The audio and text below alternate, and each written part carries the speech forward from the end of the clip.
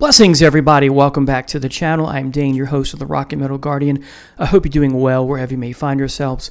And welcome to another episode of Face Off Friday, where I post one album against another to see who reigns supreme, which of the two is better. Now, in my previous video, my inaugural video, where I pitted one Black Sabbath album versus another, I failed to mention that I will not always pit one album from the same band or artist against another album from the same band or artist. But today is doing that, just that. But there will be times when the two albums in question are from different bands or artists. Today is the US version of Slide It In from Whitesnake versus Whitesnake 87. So it's a perfect example of, or rather a perfect example of why it's a great idea to do a video like this, I think, because for so many of us, lots of people I talk to, and there are quite a few YouTubers who talk about how it is really difficult to choose between these two. Let me put them in chronological order, left to right. Really difficult to choose. They both have their merits. And speaking of which, even though I'm doing the US version of this, both the US and UK version of this both have their merits. But again, it's really hard to decide. And so at the end of the video, I will make my decision which of the two reigns supreme, whether it's by a wide divide or a smidge. All right, so let's get started. We'll start with the Slide It In US version. And in case you didn't watch last week's video, I rate them, each album, by the numbers, which means I assign a number for each song and then add them up and then divide by the number of tracks to get the rating. All right, so let's go ahead and get started. The first song is Gambler. I assign this an 8 out of 10. This is a very good song. An 8 is a very good. And I love the poker metaphor that runs throughout the song.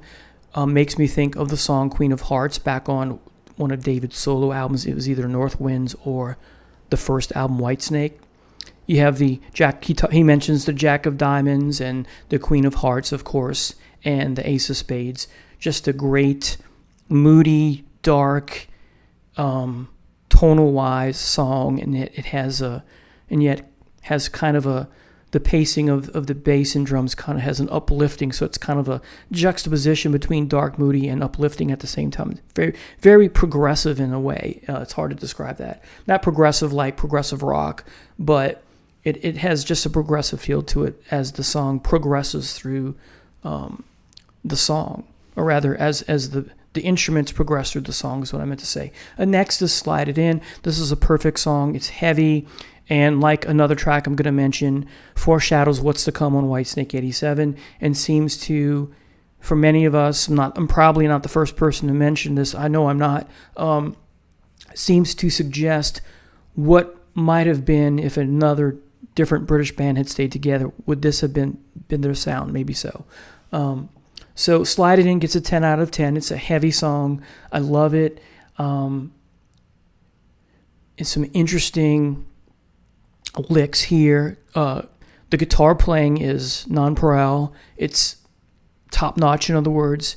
It's a go-to song if you're not going to listen to, well, I can't speak for others, but if I'm not going to listen to an album, I usually do, this is probably the first song I go to, and then you know what the other one is, right? So again, a perfect song, 10 out of 10. Next is Standing in the Shadow, also for me a 10 out of 10. This is like, this is to Whitesnake what Eleanor Rigby is to the Beatles, because both songs thematically or plot-wise deal with, how do the lonely people cope in the world? So, Eleanor Rigby, where do all the lonely people come from? Here is, there's too many people standing in the shadow of love. They're lonely, that kind of thing, so very similar. Next is just a 7 out of 10, Give Me More Time. Although in the lyrics it's give me a little bit more time or something like that. This is a good song, or approaching good, so good for me is a 7. It's in between fair and good, but I give it a 7, kind of a little boost. it's an okay song. It's approaching good, if you will. So give me more time. I get the purpose of a song like this. We've all been there. So there's that verisimilitude where the art reflects real life. So perhaps why I give it a higher point. It could be a 6. So give me more time. I can relate to that. Most of us can. Next, you have an above and beyond song, an 11 out of 10. Think Spinal Tap. Love Ain't No Stranger. Okay, this is a more personal version of Standing in the Shadow. You could argue David is the narrator. He's singing from experience or not, that he's not a stranger to love as he sings, and yet he finds himself, alone at this point in time. So 11 out of 10. What a great power ballad. Some acoustic goodies here, some acoustic goodness. And yet it's got some heavy moments too. Hair metal-y, but not in a bad way. Because let's face it, there's good hair metal, there's bad hair metal. Next is also an 11 out of 10, and that is Slow and Easy, like Slide It In, really heavy, foreshadowing what's to come, as I said on Whitesnake 87, and a connection to, well, maybe a connection to another band, if said band would have stayed around. As I said, but we'll get to that when we talk about Whitesnake 87. Don't want to give that away just yet. You may know what I'm talking about. So, Slow and Easy, what a great song. And then one of the great things about the song is the slow intro with the keys or the organ, and then you get the drums from Tommy Aldridge, and then it ends the same way. There's this heavy drum, which is just goosebumply goodness, if you will. Let me get a sip of my coffee, please. I love the song. It's great. 11 out of 10, Slow and Easy. It's so heavy, right? Great guitars. Great everything. The next song is a 7 out of 10, so a good song, and that is Spit It Out. This would be the antithesis to Kiss's Lick It Up. And I'll leave it at that. It's an okay song, 7 out of 10. Next, I give the song an 11 out of 10. Most people will look at me like I'm crazy, but I love the song All or Nothing. Opening guitar bit is amazing. Very similar to Slide It In and Slow and Easy, because it's probably those are the 3 heaviest songs on the album. Just overall, with respect to these 2 Whitesnake albums, David is in true form. I should say above and beyond true form, because there's some really great stuff that came before this and a few things afterwards. But All or Nothing is heavy when he sings baby, baby. It's just great. Next you get Hungry for Love, which is for me 7 out of 10. It's an okay song. And then Guilty of Love is a little too hair metal-y in the bad way, a little too bubbly for me. I won't say that this is Whitesnake's Bon Jovi song, but it's approaching that. So keep that in mind. So if you add everything up by the numbers, once you divide the numerator by the denominator, you get an 8.9, and a 9 is great. So I'm rounding up in this case, because if it's 0.5 or higher, you round up, 0.4 or lower, you round down. That's the rule. I didn't mention that in my other video. So 8.9 equals a 9, which means for me on my scale, 9 is a great album. All right, now let's talk about Whitesnake 87. Here she is again. All right, so now depending on which version you get for both of these, the track listings will be different. The track listing here that I mentioned is different on the original release of the American version. For this 35th edition, they put the track listing, even though it's the U.S. version, as the same as the U.K. for whatever reason. It's fine. I don't have a. If you're a purist, you can do like I do, but I never listen to it. I have the track listing, the original U.S. version, in a playlist on iTunes. So, but I got used to this track listing.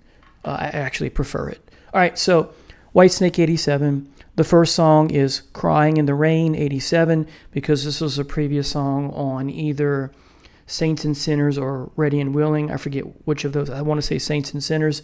I prefer this version. It's heavier. I like the other bluesy version, but it's heavier. And like all the songs here, or most of them on these two albums. Like I said about the other album, Coverdale singing his guts out. It's great. Next is Bad Boys, and I give this a 9 out of 10. Oh, I'm sorry. I don't think I mentioned Crying in the Rain, 87. I give an 11 out of 10. It is Above and Beyond. That Spinal Tap number, right? Okay, great song, Above Perfection. That's how much I like it. So emotional, and we can relate to. It's cliched, Tears in the Rain, but hey, it works as a Triumph song, right? All kind of stuff. It's old. That cliche about Tears in the Rain kind of thing. All right, so back to Bad Boys, 9 out of 10. I could kind of do without the Wolf Hall, woo, woo, woo, right? It's okay. I still give it a 9 out of 10. I don't give it a 10 out of 10 because of the howling wolf thing that he does. It's just, it's a great song. That's a 9. But just to my personal taste, I don't think it's perfect, so I give it a 9 out of 10, which is still high praise. Next is Still of the Night.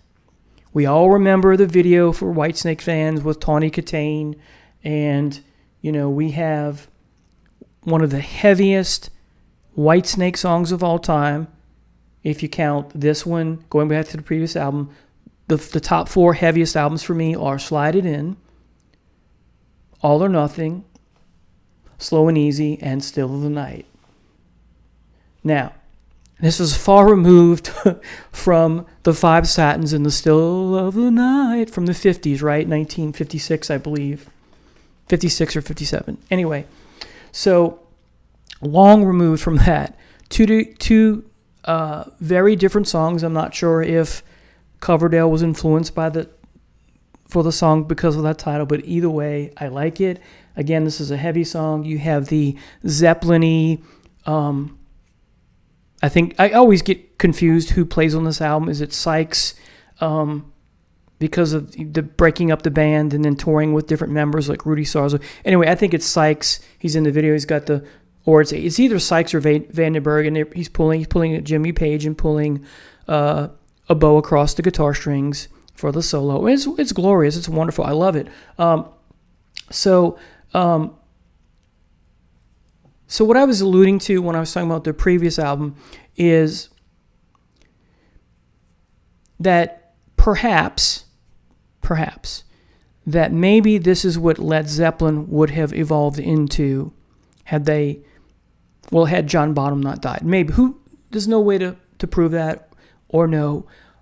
We know that there was a feud or a dislike between Coverdale and Robert Plant. I remember when Coverdale Page came out, that's pretty much when the feud began. And in the redone version of Hammer of the Gods, there's a bonus section, and I don't remember if this is where I read it, but Robert Plant talked about bands he hated who sounded like Led Zeppelin. You remember the Paul McCartney interview? When asked about Oasis, Paul McCartney went, who? That was kind of Plant's attitude towards the new Whitesnake, because if you talk about the UK version of this, and then when this came out in the UK, a lot of people in the UK were disappointed, and they felt betrayed by Coverdale moving into a more American sound or hair metal-y sound with the band instead of sticking to their roots and their blues-based stuff that you got from Trouble through and including the UK version of this. So this is where some people in the UK said, I'm out, we don't want this American style, and became very disappointed, and to each his own. I, as an American, however, appreciate both of these. This is a nice bridge, even if you're talking about the U.S. version, because there's still some bluesy stuff here on the U.S. version. I'm pitching the top because that's where the American track listing and the British down here, or UK version, excuse me. So this is a nice segue or bridge between what comes before in the catalog and between everything else, starting with this, because this is where they turn the page and start a new chapter with the more American sound. So Still of the Night, I just love. It is probably my favorite song. I remember the video. Coverdale's wearing a black suit, but with white sneakers, if I'm not mistaken. He looks super cool, right? Lots of us, tried to imitate his look with the suit. I was not going to wear sneakers with a suit, but I admit when I had long hair, at Christmas I would wear a suit with the white, the Miami Vice white T-shirt underneath. Anyway, kind of cheesy, right, nowadays, thinking about that. So Still the Night is an amazing song. It has that Zeppelin feel to it. And like Robert Plant's dislike of Greta Van Fleet, like his dislike of Kingdom Come, and you could argue same dislike with Whitesnake, because they have that Zeppelin-esque stylings because of songs like Still in the Night and songs like, let's face it, Slow and Easy, Slide It In, and All or Nothing have a Zeppelin quality to it, however great or small.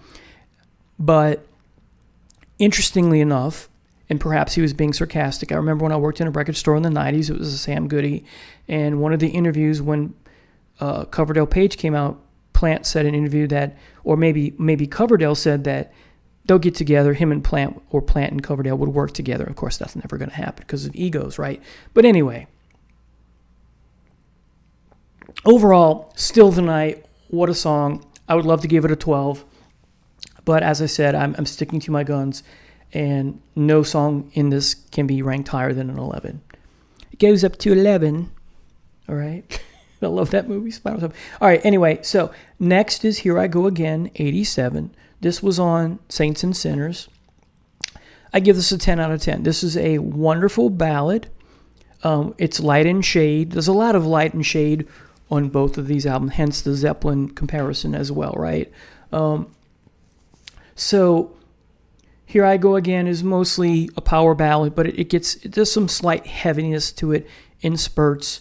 So this was a song I stopped listening to it for a while, but when I listen to it now, I eat it up now, because I pace myself when it comes to listening or to things that were once overplayed. Same thing with Tom Sawyer. I can listen to that without being tired of it because I pace myself. All right, that's the trick, isn't it? Next is, so Here I Go Again gets a 10 out of 10. Give Me All Your Love, or Give Me All Your Love, perhaps should be Tonight in the title, but it's not, is a 9 out of 10. This is hair metal-y, but in a good way.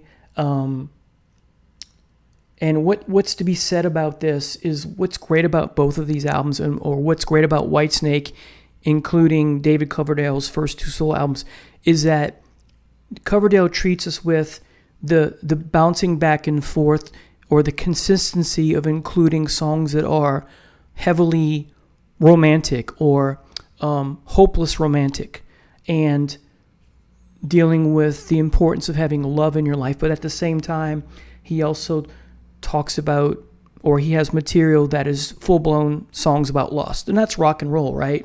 So it's the best of both worlds with these two albums, and other albums as well. So you have your ballads, you have your hair metal, you have your blues, you have your Zeppelin-esque stuff here, you have your emotional stuff, and you have your thrusting type songs, just songs with a certain thrust, a heaviness or a heft. So that's one of the reasons we all gravitate, us Whitesnake fans, towards Whitesnake, I think. And again, Tommy's drums are wonderful. What a great drummer.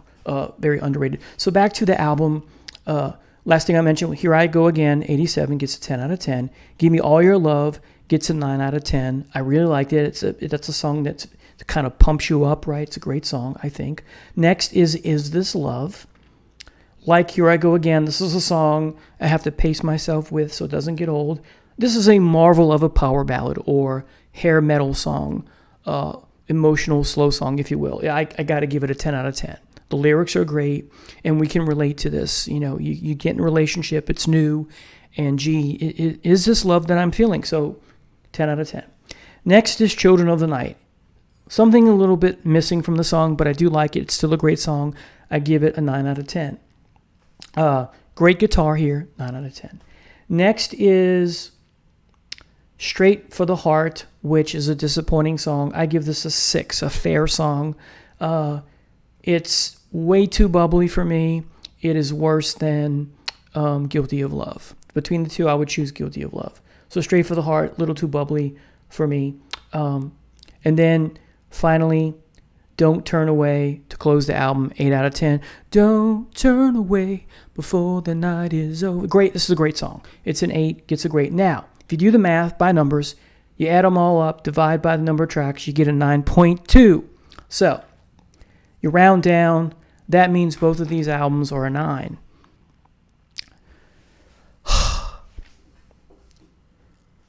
So what do I do? Which one of these two? It's a tie based on the numbers. But which of these two, if put a you know what to my head, which of these two would I would be forced to pick as the supreme, the superior? Because let's face it, I'm going to rank these one day. Which of these two am I going to pick? Is it this one? Is it this one?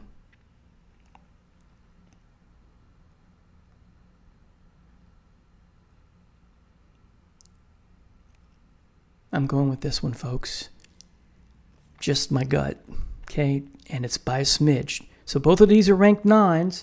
This was a 9.2, which is higher than 8.9. Okay? Sorry, this was a 9.2. This was an 8.9. But rounding down, you get a 9. So by the numbers, this one is superior. But you can't just go by the numbers. You have to go with your gut. In sports, you have the eyeball test, right? The hearing test for me is just a smidge is this. Because while I love Still the Night, it's my favorite song, okay? You have Slide It In on the other album, Love Ain't No Stranger, Slow and Easy, and All or Nothing.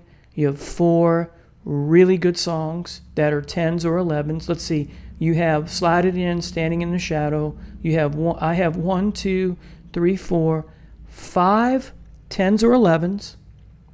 And then for Whitesnake 87, I have 1, 2, only 4 10s or 11s. So that really may explain my gut reaction. So there you have it, folks. I love both of these albums. I did a video where I talked about this is one of the greatest album pairings of all time that complement each other. Take a look at that if you get a chance. It's in my playlist, which I forget what it's called. Best album pairs is what that playlist is called. It's 24. Still looking for that 25th spot. Anyway, so tell me what you think in the comments. Which of these two do you prefer and why? Thanks for watching so much. God bless. Take care now. Bye-bye.